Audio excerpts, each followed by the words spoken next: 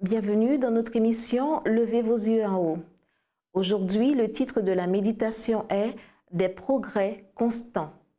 Je ne pense pas l'avoir saisi, mais je fais une chose, oubliant ce qui est en arrière et me portant vers ce qui est en avant.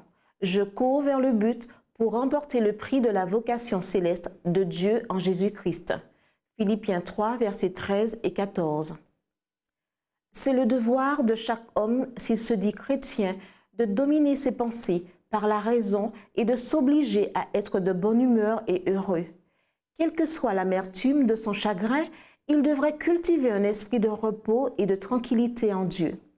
La sérénité qui est en Jésus-Christ, la paix du Christ, comme elle est précieuse, comme son influence est guérissante, comme elle est calmante pour l'âme opprimée. Aussi sombre que se dessinent ces perspectives, que le chrétien chérisse des pensées remplies d'espoir pour le bien. On ne gagne rien à se montrer abattu, mais on perd beaucoup. Tout en contribuant au bonheur et à la santé des autres, la bonne humeur, la calme résignation et la paix du chrétien lui feront à lui-même le plus grand bien. La tristesse, les conversations sur des sujets désagréables encouragent les scènes déplaisantes et font retomber sur soi-même les effets contrariants.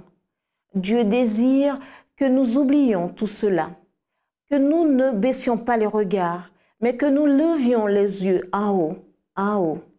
La tristesse paralyse la circulation dans les vaisseaux sanguins et les nerfs, et elle retarde également les fonctions du foie.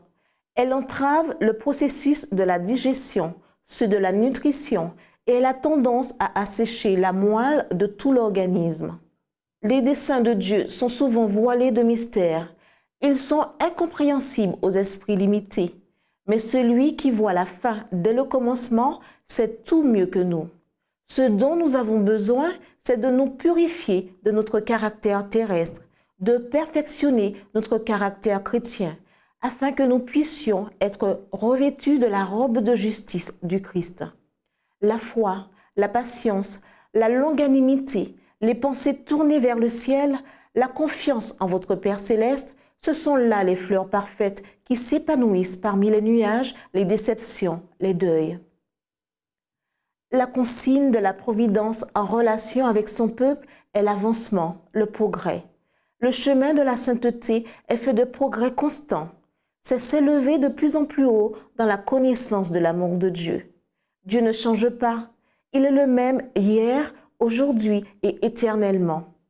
Nous devons faire preuve de foi dans toutes nos prières, car elle n'a pas perdu sa puissance. Et l'humble obéissance a toujours sa récompense. Si nos frères qui professent croire en la vérité démontraient leur foi par les œuvres, ils honoreraient Dieu et seraient rendus capables de convaincre bien des âmes qu'ils possèdent la vérité. Car selon leur foi et leur obéissance, ils accompliront les promesses de Dieu et seront doués de la puissance d'en haut.